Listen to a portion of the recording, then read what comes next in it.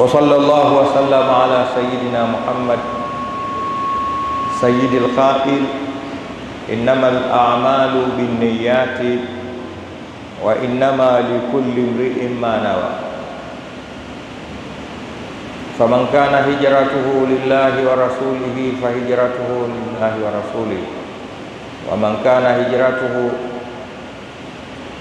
للدنيا يصيبها أو امرأة ينكحها فهجرته إلى ما هاجر إليه وأشهد أن لا إله إلا الله وحده لا شريك له وأشهد أن سيدنا وحبيبنا وشفيعنا ومصطفانا ومولانا محمدا عبده ورسوله صلى الله عليه صلاة يخرجنا بها من ظلمات الوهم ويكرمنا بنور الفهم ويوضح لنا ما أشكال حتى يفهمه إنه يعلم ولا نعلم وهو علام الغيوب رب اشرح لي صدري ويسر لي أمري واحلل عقدة من لساني يفقه قولي أما بعد فيا عباد الله أوصيكم ونفسي المذنبة بتقوى الله تعالى وطاعته فعلينا وعليكم بتقواه حق تقاته ولا تموتن إلا وأنتم مسلمون.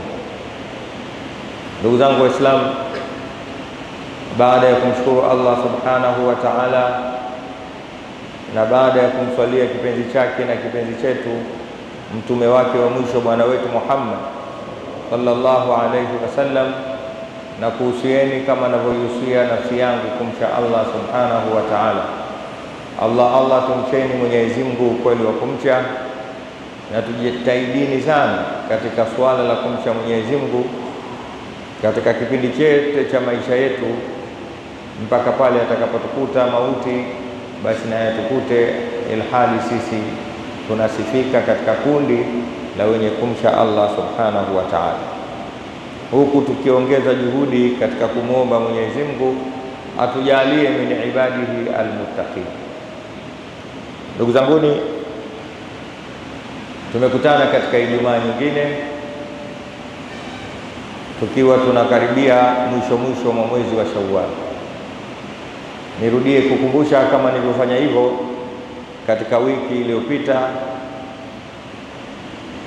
bado tunao muda wa kutumia fursa anazotupa Mwenyezi Mungu Subhanahu wa Ta'ala kwa mapenzi yake na fadhila zake kwetu, ili tu nasi turudi kwa Mwenyezi Mungu hali ya kuwa tuna nuzo kubwa ya thawabu na nyoyo zetu ziwe ni zenye kusalimika.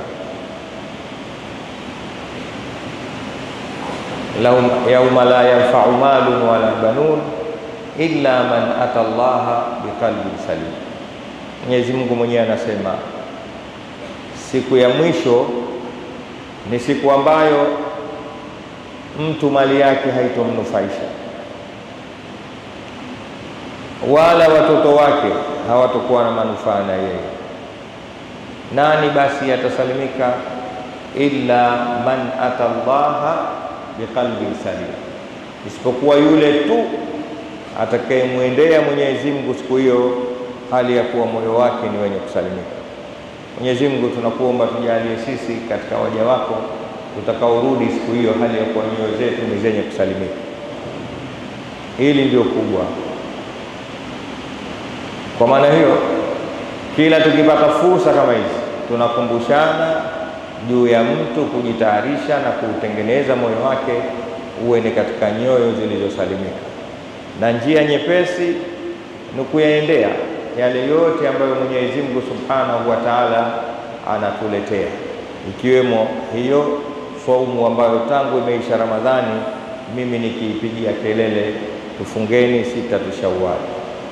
Mtume Muhammad sallallahu alayhi wasallam ana maneno yake akisema, inna lirabbikum fi dahrikum nafahat fata'aradhu laha fa'asa ahadukum tusibuhu nafhatun fala yashqa ba'daha abada. Akimaanisha kwamba Mwenyezi Mungu Subhanahu wa Ta'ala ametupa vijizawadi katika kipindi cha siku za umri wetu. Hizi siku ndani yake Mwenyezi Mungu ametupa zawadi, akasema zitumieni zawadi hizo, kwa sababu inawezekana mmoja miongoni mwenu akabahatika kuitumia zawadi moja tu aliyopewa na Allah subhanahu wa ta'ala, ikawa ndiyo sababu ya yeye kuhesabiwa ni katika watu wema. Mwenyezi Mungu atujalie katika hao. Ndugu zangu, baada ya ukumbusho huo wa kuendelea kuzitumia vizuri siku zetu, leo nimependa nikumbushe kitu kingine cha msingi sana, na sababu kubwa ni uzoefu wa kusikiliza watu katika mashakili yao, uzoefu wa kujaribu kuwatatulia watu matatizo yao. Unaweza ukamsikia mtu anakwambia mimi naswali kila siku, au mimi nafunga kila leo, sipiti na saumu, au mimi nishakwenda umra nyingi sana, au mimi nahiji, au mimi mwepesi wa kutoa sadaka na kusaidia watu. Anataja qurbat, ibadati mbalimbali anazozifanya, lakini mwisho wote anakwambia siyaoni maisha yangu kuwa mazuri. Pamoja na wingi wa swala zangu, wingi wa ibada zangu, mimi usiku sipitwi na usiku, ila nitasimama na nitamuomba Mwenyezi Mungu Subhanahu wa Ta'ala, lakini nikiamka asubuhi mambo ni kuliko jana katika umaya. Nadhani na wewe nikisema jambo hili unaonisikiliza hapa, inaweza ikawa ni mmoja katika wao. Unaswali sana, unafunga sana, unahiji na sadaka ndogo ndogo unatoa, hupiti na chochote katika ibadati, lakini kila ukiitizama hali yako ni bado iko vile vile. Nini sababu ya jambo kama hili? Leo nimeona nizungumzie jambo hilo kwa sababu imekuwa ni mushkeli kwa baadhi yetu. Ili nije kukujibu na niweze kuondosha angalau kwa uchache mushkeli huo, nitoe kisa hiki cha mmoja katika wanachuoni waliopata kupita, lakini wanaharakati wazuri, ambao mwisho yote alijikuta ameangukia kifungoni, akafungwa. Naye ni mwingine, si mwingine bali ni al-Imam Abu Farras al-Ahmadani. Aliwahi kufungwa baada ya kufanya mambo mengi sana ya kheri kama tulivyoyataja. Siku moja wakati yuko jela, usiku alisikika katika ibada zake akiyasema haya, namnukuu, akisema falaitaka tahlu wal hayatu marira, walaitaka tarda wal anamu ghidhabu, walaita baini wa baina alalamina kharabu wa baini wa bainaka, walaita baini wa bainaka amirun wa baini wa baina alalamina kharabu. Akamaliza kwa kusema idha sahha minka alwuddu falkullu hayyinun wa kullu alladhi fawqa turabi turabu. Amenyanyua mikono, anamwambia Mwenyezi Mungu maneno yake, mfuatilie kisha tutatoa mushkeli wetu. Anamwambia ya Rabb, mimi natamani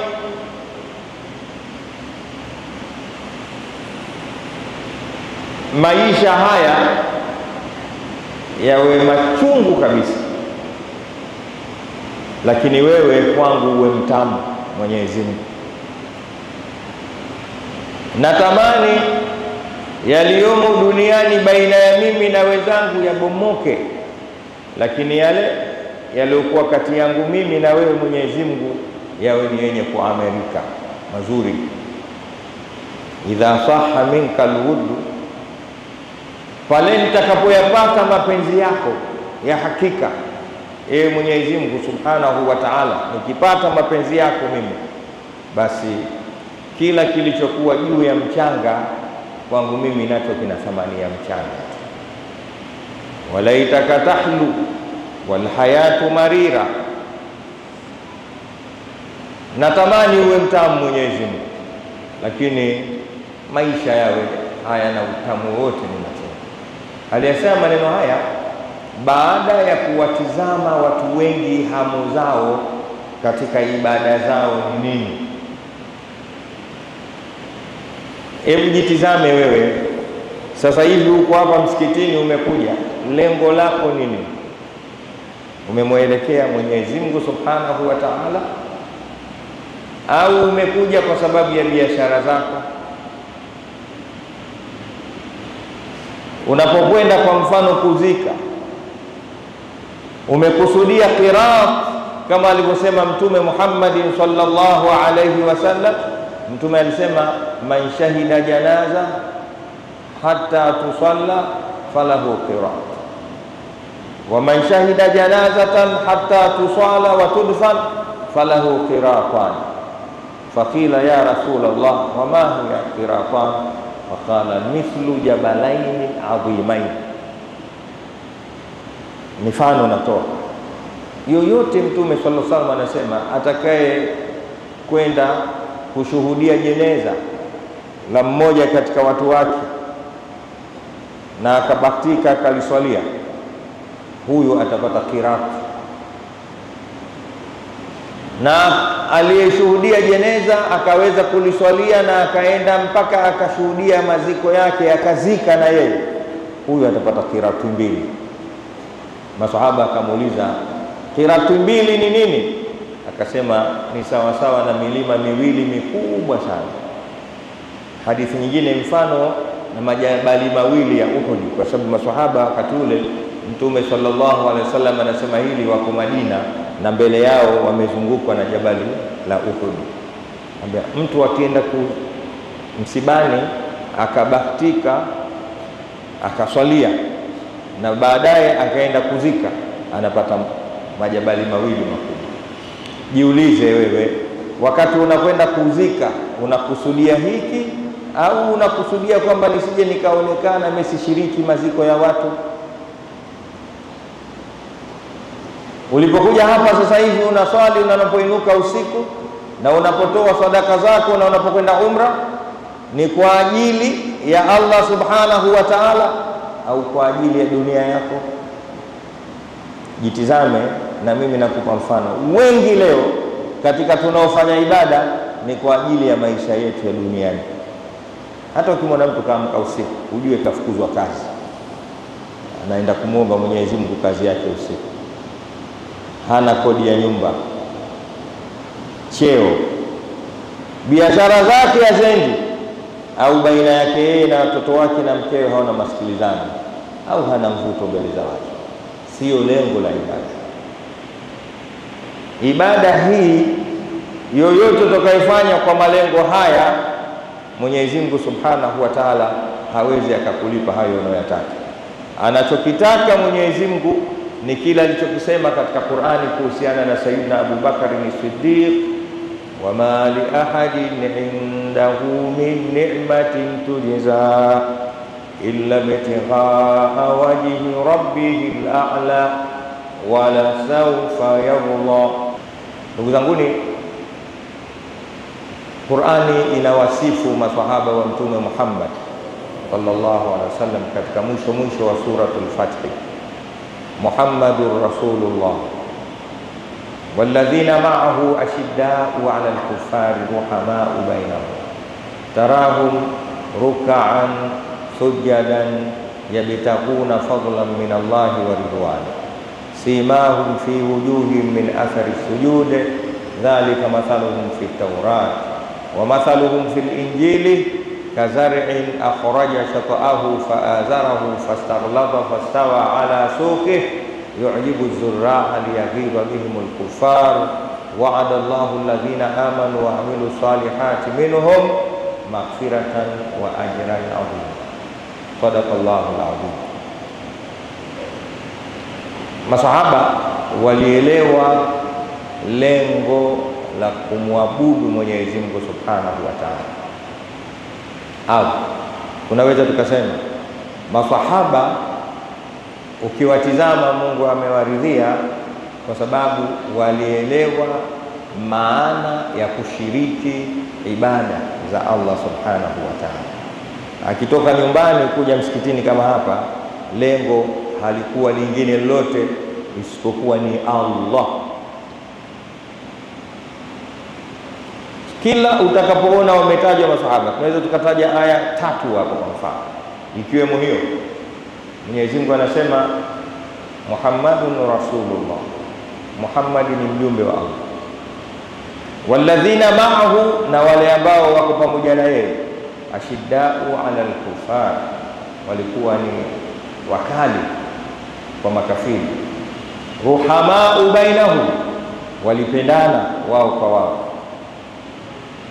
Muonekano wao Mungu anautaja, anasema tarahum, siku zote utawaona, ruk'an, ni wengi sana katika ibada ya kurukuu, sujadan, ni wingi wa kusujudu, manake muda wote hawakupitwa na swala. Ruk'an sujad, swala nyingi hizo wanatafuta nini? Hapo ndio tunapotofautiana nao.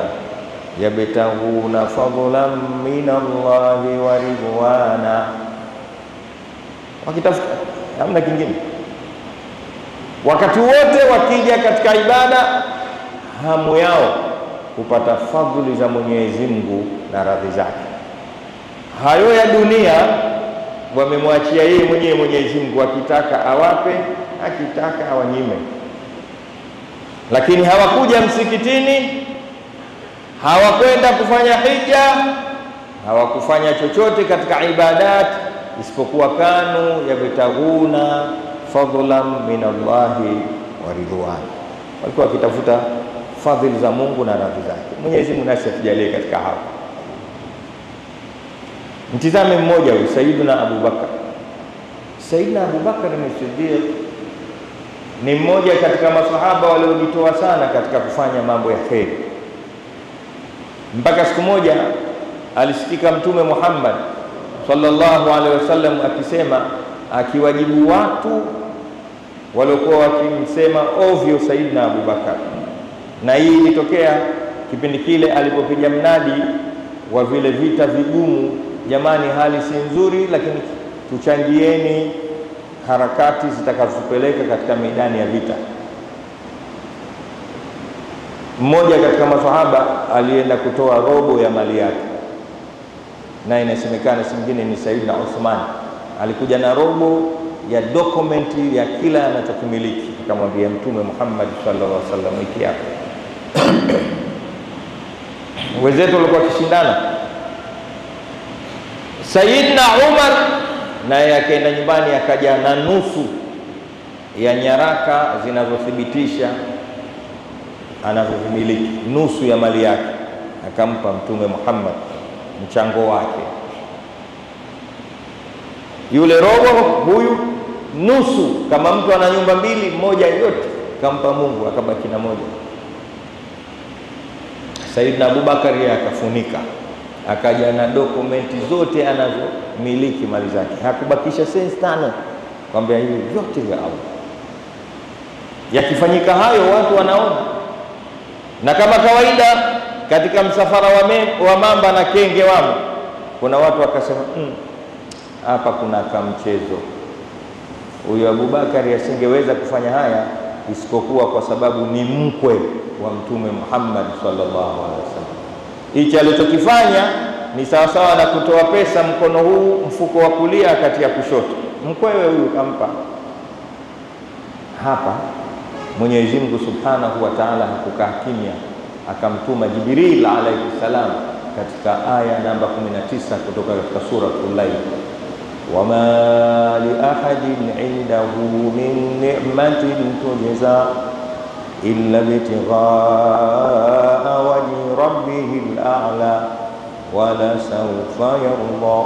Hii aya mwenyewe Sayyidina Abu Bakar, wama li ahadin indahu min ni'matin tujza, hakuna yoyote katika maono ya Sayyidina Abu Bakar katika kile alichokileta mbele ya Mtume Muhammad sallallahu alaihi wasallam ambacho yeye anamtarajia neema ya kumlipa. Hata huyo mtume, hata huyo mwanawe, hata yoyote ameyafanya hayo illa ibtighaa wajhi rabbih, kwa kutaka dhati ya Mola wake na fadhila zake, kama alivyotaja kule, yabtaghuna fadlan min Allahi wa ridwana.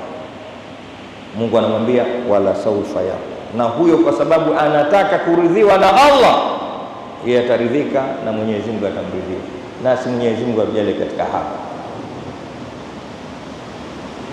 Mtume Muhammad sallallahu alaihi wasallam katika akasikika akisema, law uzina imanul umma ala kiffa wa imanu Abi Bakr ala kiffatin ukhra la rajaha.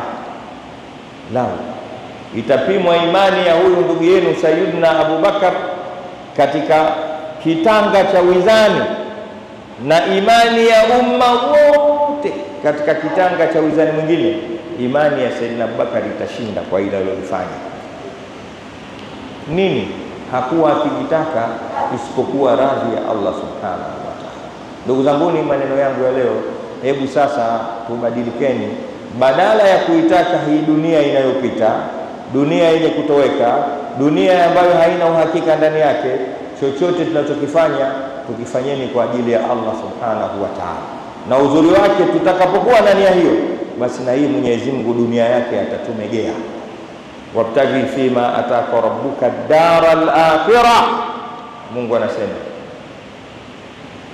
kusudia kwa vyote alivyokupa Mwenyezi Mungu, kusudie upate ad-darul akhirah, nyumba ya mwisho. Wa ahsin kama ahsana Allah alayk, nafanya wema kama Mungu alivyofanyia wema wa mambo mbalimbali kukupa. Wala tabghi al-fasada fil ard, na la usikusudie uharibifu hapa duniani.